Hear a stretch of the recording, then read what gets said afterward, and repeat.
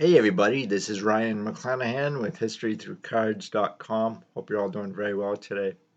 This is going to be a first for me personally because I'm going to show you three cards that I recently got back from PSA, and you guys may or may not know how I feel about grading companies and grading cards in general. Um, I'm old enough to remember when graded cards first hit the market back in I think it was the early 1990s, and they started to trickle in slowly into card shows, and a lot of dealers and even a lot of collectors at the time thought it was very gimmicky, and a lot of the dealers didn't really know how to price the cards. There really wasn't any price guides that I remember back in the early to mid, even the late 1990s. And so a lot of collectors kind of just stayed away from graded cards altogether. And for the most part, it was really kind of for your high-end cards. Your T206 Wagner, I think, was the first.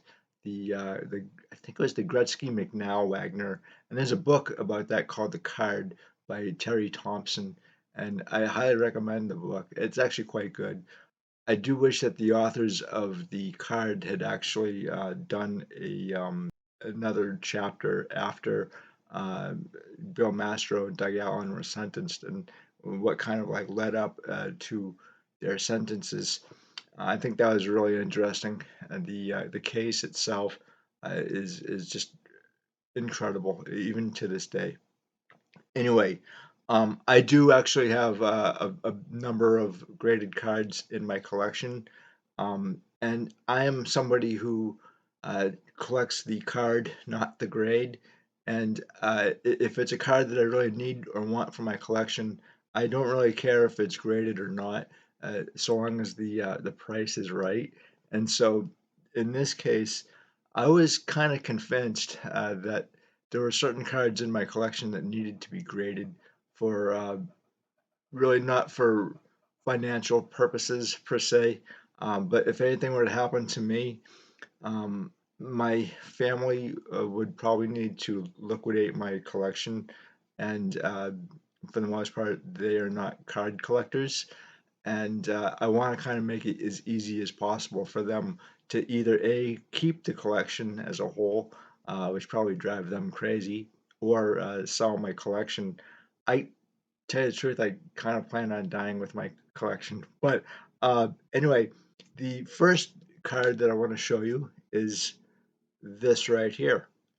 And I've had all of these cards since I was a teenager. And so I did start collecting vintage cards when I was about, I think, 13 or 14 years old. And so I've had this one for quite some time. I didn't pay a lot for these cards. I think I paid about $75 for this card. It is, if you guys can see that, the grade right there. My camera doesn't really like to pick up cards for some reason. You can see it now. It's a good. There's a mark on it. I had a friend of mine actually submit these cards for me because he does that really kind of full time. And I don't know what I'm doing when it comes to submitting cards. So the easiest thing that I could have done was really kind of have him look over my collection and see what cards that needed to be graded. I have a ton of cards that need to be graded. I actually sent in, I want to say something like seven, and I got back three.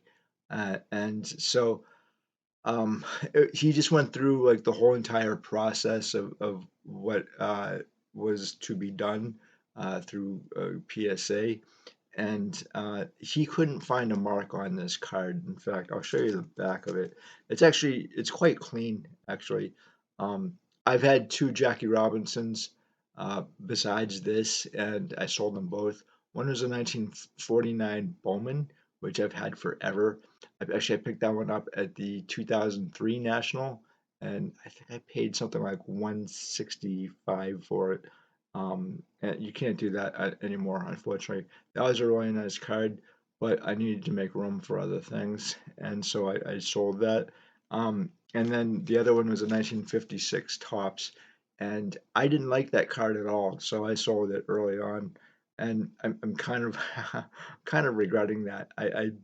The, the more that I think about that card, I really kind of like it now more than I did. I appreciate it, is what it is. Appreciate the card more now than I did when I had it. So at some point, I may actually just pick up that card again. The 49 is a little out of reach.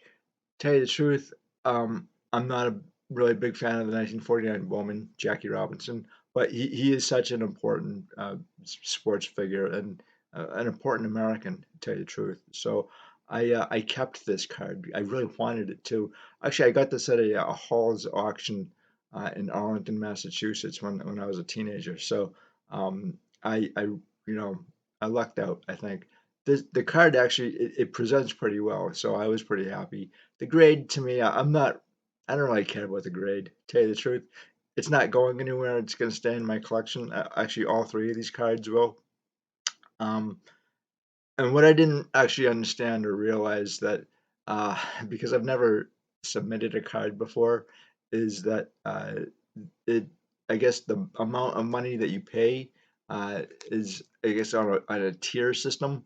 So it depends on how much money the valuation of the card is, and so I think I paid 75 for this card to have it slabbed, but it was actually the right thing to do.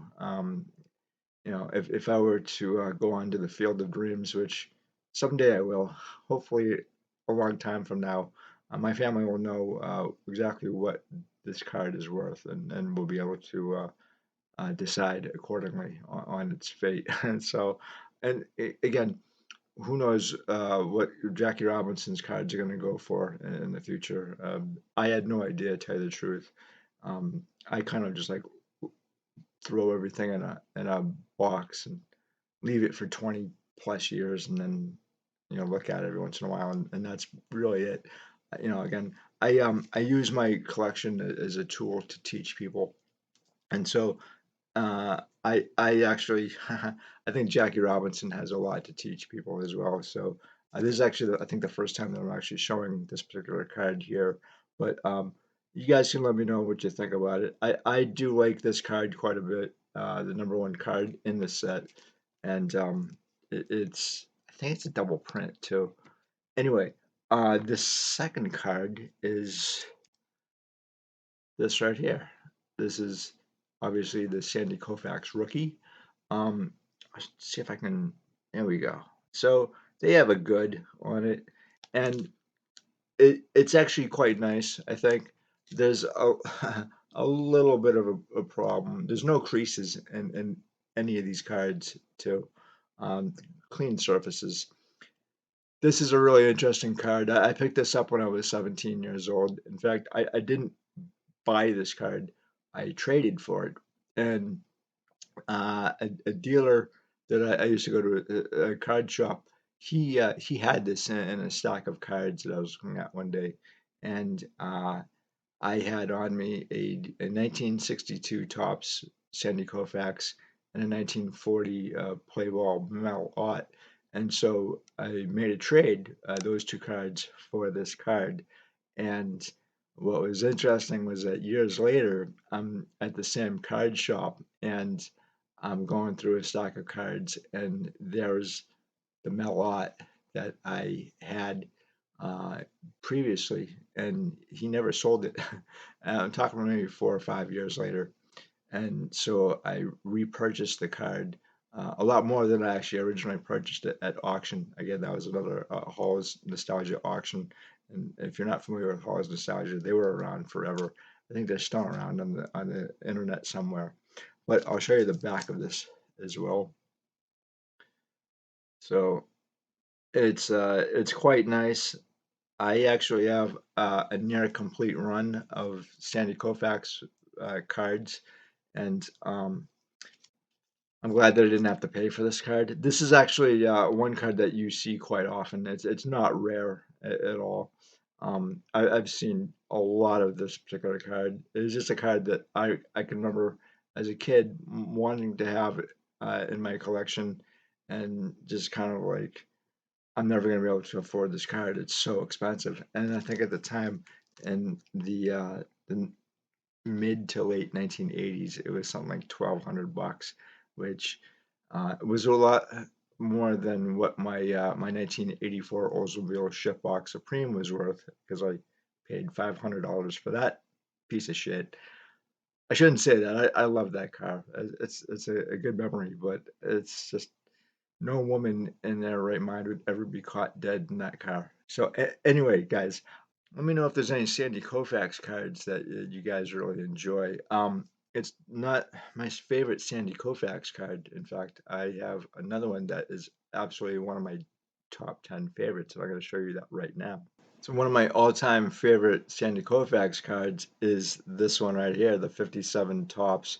And this is actually a very good, excellent. It's a 4. You guys can see that. What I kind of like about Beckett, and I know a lot of people say that Beckett's a really difficult grader, and that's actually been my experience as well. That on the back of this, it has everything kind of broken down. So it's the centering an 8, corners 3.5, edges 6, and then the surface is a 6.5. So obviously you guys can see that right there. I like that. I think that PSA should kind of adopt something like that. But again, this is fine for me. It's exactly what I need it to be. Um, and this wasn't an expensive card when I picked it up at an auction. Again, another Hall's Nostalgia find. And so I was pretty happy. I'm still pretty happy because I really enjoy the card. I like the 1957 top set. I think it's got a very interesting history behind it, and I'm slowly kind of digging at that history. I already wrote one article on the background of the card. So a lot of the cards has the flying A. So I wrote an article about that and stuff that I didn't know about. So you guys can go to my website and check out that article, and I think you're going to find it very interesting as I did. So I actually I actually picked up another Sandy Koufax a long time ago. I think this might be my first graded Sandy Koufax card, and it is this right here, and it is a very good, excellent. It's a number, it's a 4, in fact, and I'll show you the back of it. I am not a fan of the 1959 tops. I think they are the 1987 tops of the 1950s. They were everywhere. They still are everywhere. They drive me crazy. Um, if I was to pick up another 1959 tops, it would be the Yogi Berra. I really love that card. I never have owned a copy. And then maybe the Harmon Killebrew in the 1959 tops set as well. I do have a number of these cards. I just don't like them. And I'm not a big fan of the 58 tops as well. I just something about the design. Some cards are okay. The Brooks Robinson 1958 really bothers me because he looks like a doofus, and he was not, and he is not. So that card really bothers me, being his second year. And I do have his rookie in that 57 set. I think I paid more for the 58 than I did for the 57. Um, and the 57 is probably in good condition, but it's just the fact that I own a copy of Brooks Robinson's rookie. Brooks Robinson's like one of my number one favorite people, not just as a ball player. So that card is really important to me because Brooks Robinson's important. He's a great guy, and Sandy Koufax as well. So anyway, that's the Sandy Koufax rookie that I wanted to show you. The third card I want to show you is the reason why I really had to get these cards graded, and it happens to be this card right here. You can see right here. David is a very good a 3, a mark, and I'll show you the mark. It's something you really can't get away from. It's where is it? It's right here. Well, yeah, it's right here. Um, when I bought this card, I paid $200 for it way back in, I think, 2007. So this card was at one point in time very affordable for the average collector. Today, not so much. I had a really interesting experience purchasing this card. In fact, the dealer had 200, and I was really quite shocked. I didn't think that I would be able to purchase this card, and I just kind of asked him, like, can I see your Will Chamberlain rookie? And he's like, here you go, sure.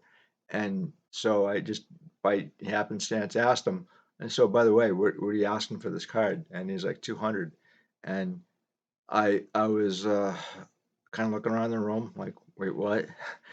Um, I thought he was joking around. I thought there was something definitely wrong with the card.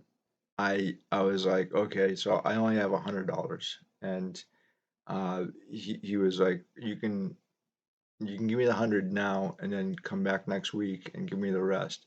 And he's like, here's the card." And I was like, "Really? You want me to do that?" He's like, "Yeah, sure. I trust you." And so um, that put a lot of weight on me, in fact, and a lot on him too, because I never did business with this guy before. He had actually known who I was, but we've never done business. So if I was a scumbag, I could have walked away with his card and he'd only have $100. But that's also my name out there too. And so if I had screwed over any dealer, there goes my reputation, and nobody would probably do business with me ever again. So obviously, I would never do that to a dealer or anybody. If you owe somebody some money, you pay them. So I came back and I paid him. Now the funny thing is that following week, he had a Jerry West rookie, and he had that for 175. And I asked if I could do the same thing. I was a little short on cash. He said no, and that was okay. It was okay for me. Um, and so I never got the Jerry West rookie.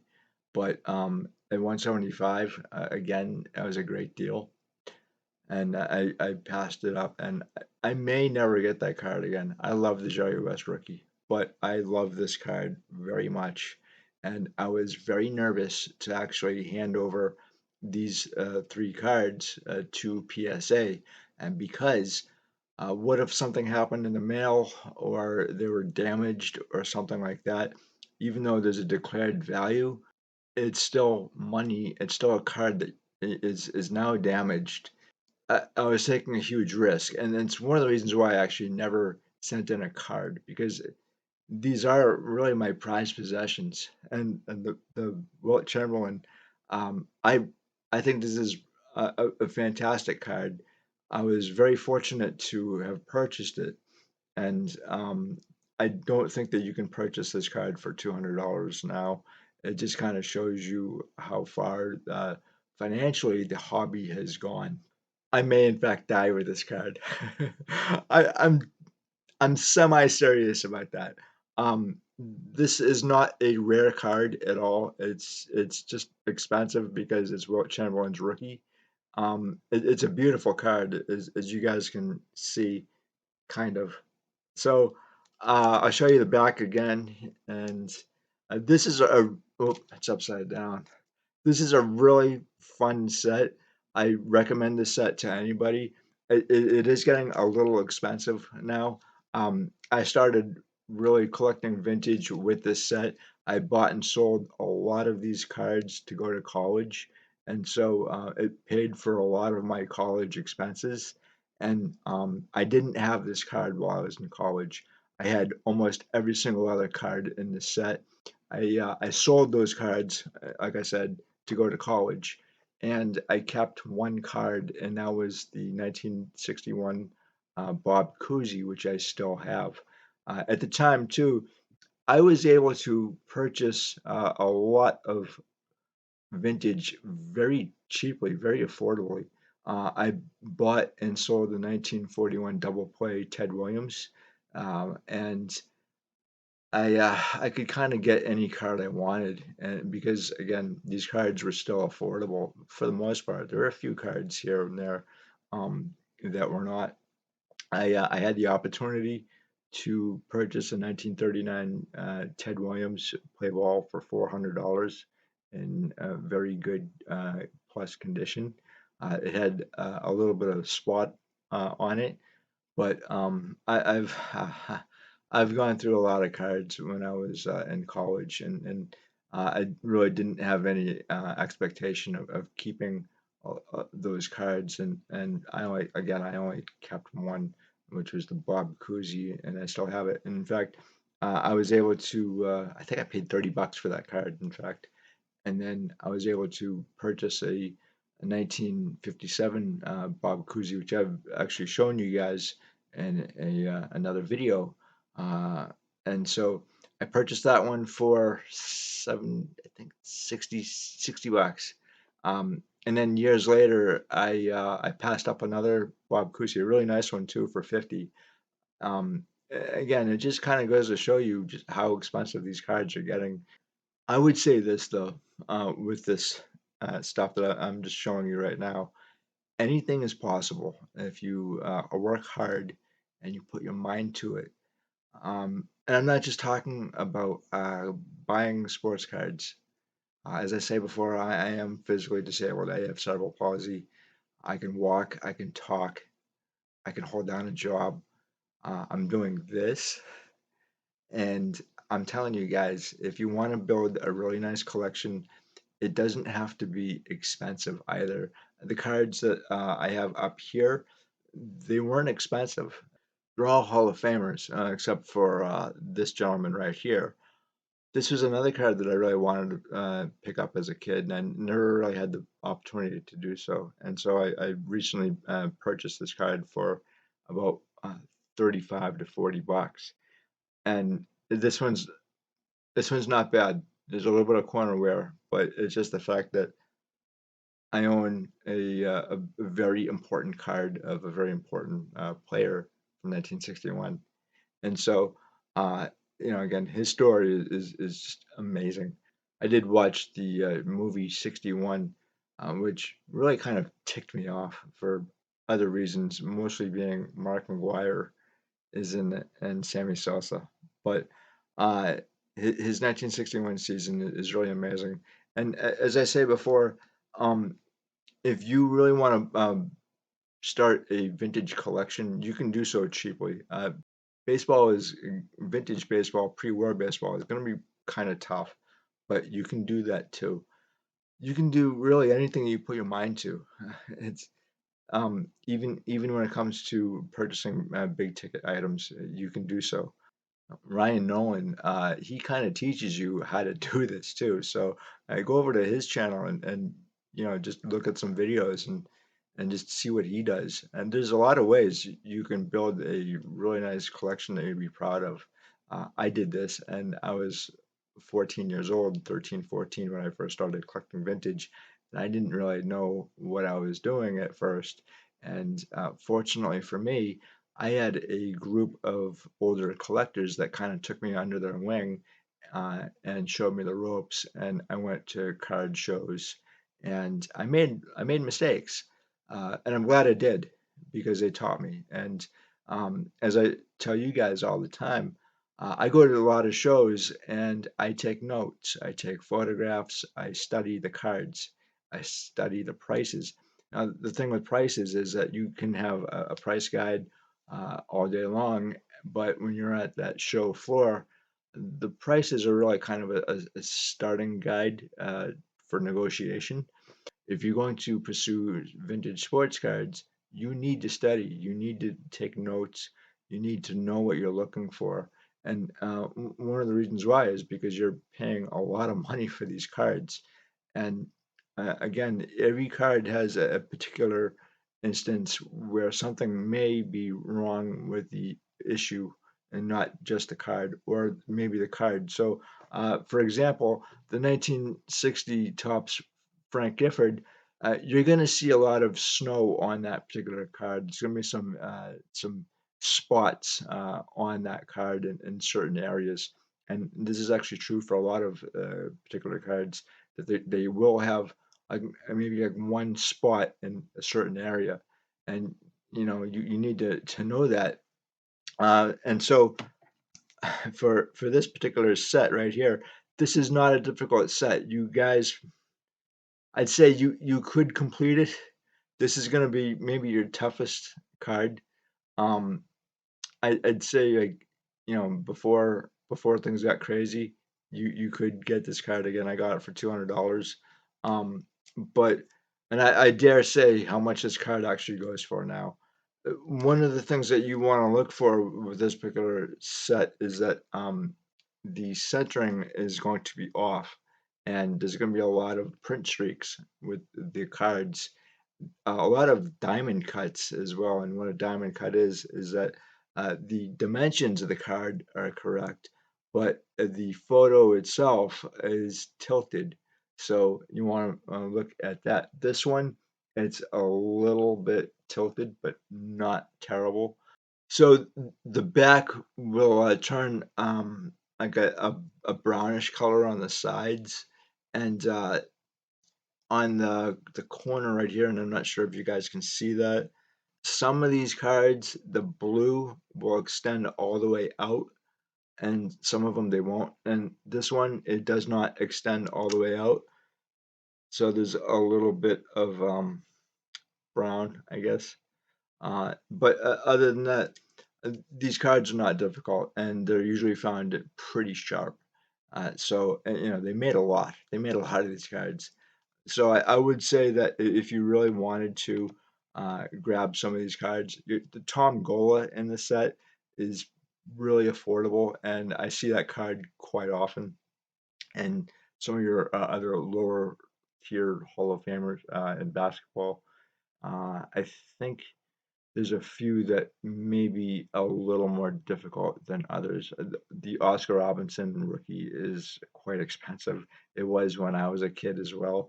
And that is a card that I never had the Oscar Robinson. But if you really want a really nice Oscar Robinson, the 71 and 72 tops are really nice and they're very affordable. But guys, that's what I have for you today. Thank you so much. Let me know what you think about grading. Is grading worth it? Um, I think in some cases grading is necessary, but not for all cards. Again, insurance purposes. If you end up going to the Field of Dreams, what happens to your card collection afterwards? And do you really want to leave a collection to somebody who doesn't know how to dissolve it, basically, to sell it? I don't. I don't want to do that to my family. Um, I like my family quite a bit, and so I want to make it as easy as possible for them, just in case something happens to me. But again, I really enjoy my collection.